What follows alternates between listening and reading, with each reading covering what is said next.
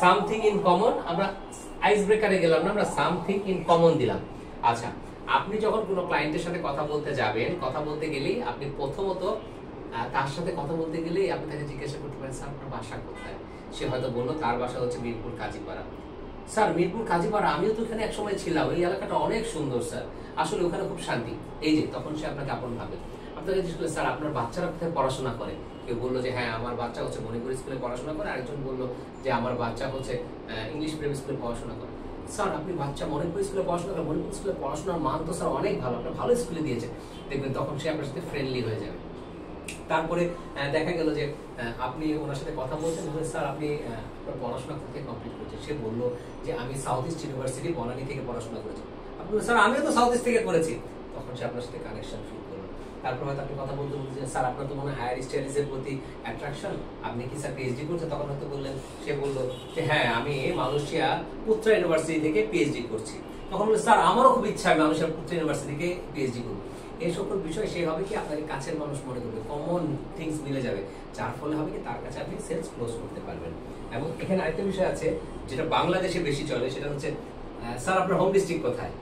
Sir আপনার গ্রামের বাড়ি কোথায়? যেমন আমি ভিসা কোর্পিটে আমার অফিসে অনেকে আসে কথা বলে, ভাই আপনার দেশের বাড়ি কোথায়? তো আমি থেকে প্রথম জিজ্ঞাসা করি, ভাই আপনার দেশের বাড়ি কোথায়? তখন সে বলে যে নোয়াখালী, বরিশাল, ওখানে তো আমার কেউ নাই। তখন আমি বলি, ভাই নোয়াখালী বরিশালে আমার দুজন বন্ধু ছিল, তারা অনেক ভালো এবং তারা খুব ভালো স্টুডেন্ট ছিল, তারা আজকে অনেক ভালো পজিশনে আছে, যদিও আমার দেশের বাড়ি কিন্তু সেখানে না, তার কিন্তু সে কানেকশন ফিল করে। এইভাবে করে আপনি কানেকশন তৈরি করতে পারেন। এবং সর্বশেষ যে পয়েন্ট আজকে, এটা হচ্ছে পাস ফ্রেমওয়ার্ক। পাস ফ্রেমওয়ার্ক, আচ্ছা পাস পেমেন্টটা কি? পিতে হচ্ছে প্রবলেম, প্রবলেম। আচ্ছা প্রবলেমটা কি? আপনি যখন একজন ক্লায়েন্টের সাথে কথা বলতে যাবেন, এটা হচ্ছে পাসের পি, পি মানে হচ্ছে প্রবলেম, তার কাছ থেকে জানতে চাবেন। তাহলে আপনি কারোর কাছে কোনো একটা প্রোডাক্ট বা সার্ভিস বিক্রি করতে গেছেন, ওই রিলেটেড তার যে সমস্যাগুলো তার কাছ থেকে জানতে চাবেন। স্যার আপনি তো এই প্রোডাক্ট রাখছেন, আপনি এটা নিয়ে কোনো সমস্যা হচ্ছে?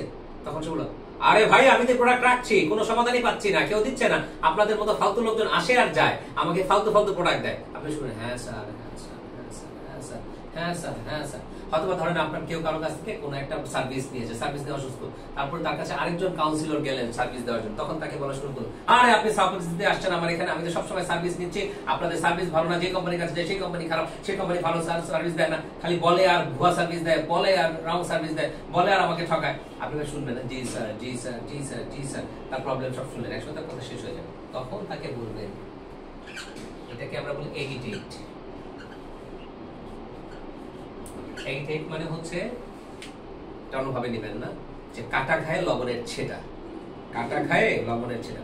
তখন আপনি তাকে বলেন, স্যার আপনি যে সার্ভিস নিয়েছেন তাতে আপনার অনেক কষ্ট হয়েছে, অনেক টাকা নষ্ট হয়েছে, অনেক হয়ে গেছে। তখন সে আরো হ্যাঁ আমার তো অনেক টাকা খরচ হয়েছে, অনেক সময় দিয়েছি, তারপর আমার এই জিনিসটা হলো না, আমার কষ্ট হলো, টাকা গেল, সময় গেল, আমি আমার পরিবারকে নিয়ে কাজ করলাম, তার পরিবারের কাছে ছোট হলাম। তখন আপনি এটাকে আরো বাড়িয়ে দিবেন, এটা বলে এগিটেট। এবং সর্বশেষ যেটা, সেটা হচ্ছে এস, সেটা কি?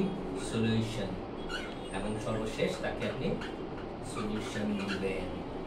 যখন আপনি তার প্রবলেমটা শুনলেন, তাকে সেই লবণ ছেটা দিলেন, এটাকে বাড়িয়ে খাপিয়ে বড় করে তুললেন এবং সর্বশেষ আপনাকে সমাধান দিলেন, তখন সে অটোমেটিক আপনার প্রোডাক্ট কিনে নেবে। তাহলে আমি আজকে 3টা পয়েন্ট বললাম। এক নম্বর হচ্ছে রেফারেলিটি, আপনি কোনো একজন ক্লায়েন্টের কোনো কাজ করলে বা তার সাথে কমিউনিকেট হলে, তাকে ভালো সার্ভিস দিলে বা তার সাথে কমিউনিকেশন হলে, তখন তার রেফারেন্স অন্য কাউকে ফোন দেওয়ার নাম্বার যেতে পারেন বা তার অ্যাড্রেস যেতে পারেন, তাহলে আপনি যোগাযোগ করতে পারেন। সেটা কি হতে পারে? সেটা আপনার হচ্ছে মোবাইল নাম্বার হতে পারে, সেটা মেইল অ্যাড্রেস হতে পারে। দ্বিতীয়ত হচ্ছে সামথিং ইন কমন, যে আপনার সাথে তার কোন কোন বিষয় মিলে যাচ্ছে, পড়াশোনা হতে পারে, আপনার গ্রামের বাড়ি হতে পারে, আপনার ডিস্ট্রিক্ট খুব মিলে যেতে পারে, তারপরে তার বাচ্চা যেখানে পড়াশোনা করে হয়তো আপনার বাচ্চা সেখানে পড়াশোনা করে, তার ছেলে মেয়ে আছে, আপনার ছেলে মেয়ে আছে, এগুলো মিলে যেতে পারে। এবং সর্বশেষ পাস ফ্রেমওয়ার্ক, যেটা হচ্ছে আপনি তার প্রবলেমগুলো ফাইন্ড আউট, প্রবলেমগুলো শুনবেন, প্রবলেমগুলো তারা বড় করবেন এবং সমাধান দিবেন। আশা করি এই স্ট্র্যাটেজিসগুলো আজকে আমি হচ্ছে পার্ট 1 আপনাদের তুলে ধরলাম, আমি আবার আপনাদের নিকট আগামীকাল তুলে ধরবো পার্ট 2। আশা করি এই ভিডিও পরিবর্তন করবে আপনাদের জীবন। আমাদের উদ্দেশ্য হচ্ছে বাংলাদেশের স্থানীয় লোকাল ব্যবসায়ীদের আন্তর্জাতিক মানের, আন্তর্জাতিকভাবে বা আন্তর্জাতিক পর্যায়ের বিলিনিয়ার ব্যবসায়ীদের রূপান্তর করা এবং বাংলাদেশকে পৃথিবীর সমৃদ্ধশালী, অর্থনৈতিকভাবে সমৃদ্ধশীল দেশ হিসেবে উপস্থাপন করা এবং বাংলাদেশকে সফল করা। সো থাকুন আমাদের সাদি ট্রেনিং একাডেমির সাথে, এই ভিডিও শেয়ার করুন তাদের সাথে যাদের এই ধরনের এডুকেশন প্রয়োজন। So raise your standard, be confident, love you all. আসসালামু আলাইকুম।